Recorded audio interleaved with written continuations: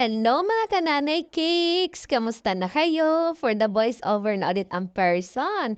At tatlong cakes ang gagawin natin for today's video. At itong unang cake na ipapakita ko sa inyo ay 2-in-1 cake. Ano, Nescafe 2-in-1. Ay, 3-in-1 pala yun. Sorry naman. So ano nga ba ibig sabihin ng 2-in-1? So sa isang cake ay meron po tayong dalawang theme. Yes, opo, pwede po iyon dahil nagko-customize po tayo. At 'di ba, usong-usong ngayon na sinasabay yung celebration ng first birthday at saka yung binyag ni baby. So itong cake na to ay bagay na bagay po para sa mga kananay cakes at katatay cakes natin dyan na medyo tight ang budget. Kasi 2-in-1 na nga ang SIM na 'to, so puwedeng-puwede yung kabilang side niya ay gawin natin yung cake niya for christening, and then yung the other side naman ay puwede nating gawin kung ano yung kanyang theme para sa kanyang first birthday. So 'di ba ang ganda ng idea na ito at nakita ko nga ito kay Lori Cakes, kay Dison Cakes Corner. So ayun 'no, nakaka-inspire talaga yan si Lodi Cakes at ngayon ay may sarili na siyang shop na kabubukas lang 'no at nakaka-inspire talaga. Makakita ng mga home baker na nakapagpatayunan na sarili nilang shop kasi pangarap ko so tinatrabaho na natin yon 'no at siyempre pinagdadasal din natin kay Lord para matupad natin yon at siyempre on His perfect time. 'Di ba? In God's will lagi yan. Hindi pwedeng tayo lang yung masunod diyan. Pero siyempre kailangan nating trabahuin, 'di ba? So, congratulations Lodi Cakes kahit last month ata siya nag-open ng kanyang shop. So iyon, nakaka-inspire na hindi lang si Lodi Cakes, marami tayong mga home baker na patayunan ng kanilang mga shop. Going back sa cake, so ayan, nakita nyo, medyo struggle tayo magpakinis kapag ganito mga rectangular cake dahil hindi naman po ito yung katulad sa nakasanayan natin na bilog na cake o yung circle na cake. Dahil yon ay perfect shape, diba? So madali lang siyang pakinisin, paikot-ikutin mo lang siya. Unlike dito sa rectangular na marami siyang kanto. So medyo hirap talaga pakinisin siya.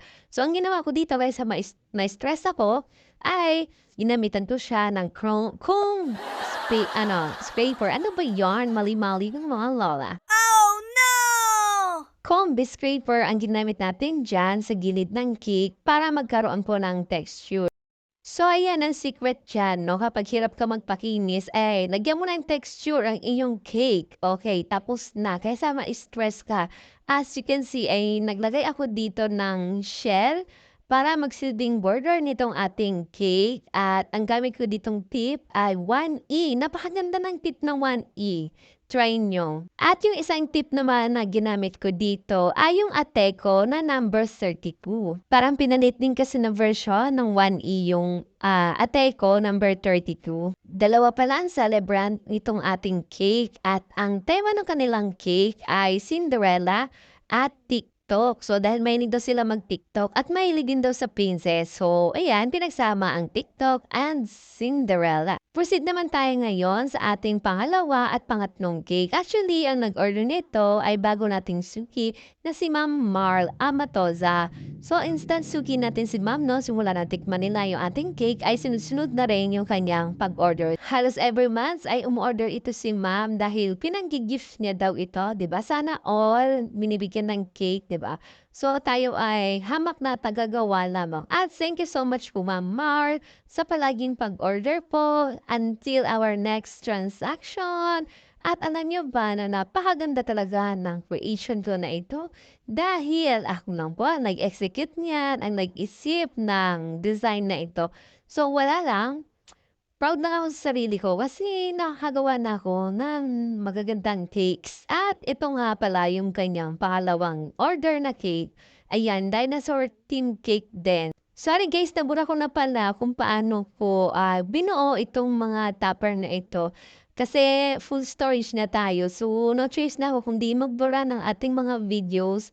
At ito lang yung naiwan. So, yung malaking dinosaur, yung nandiyan sa magkabilang gilid, ay i-print ko lang po siya na kasing laki doon sa ating A4 size na photo paper and then hatiin niyo po sa gitna para makuha niyo yung ganyang design niya yan. Iyan o yan, yung magkabilang gilid. So that's all. Thank you for watching, guys. Please follow and like our page. Thank you. Ano? Ayaw manin? Ayaw manin? Ha? Ayaw panin na hindi. Pag-iwan natin dito. Oh, no! Ah! Wait. Oh, no! No! Ha? Natanggalan mo dyan. Go. Hey! Nagaw mo siya! Oh, yan na. Ayaw daw kuhanin. What? Oh.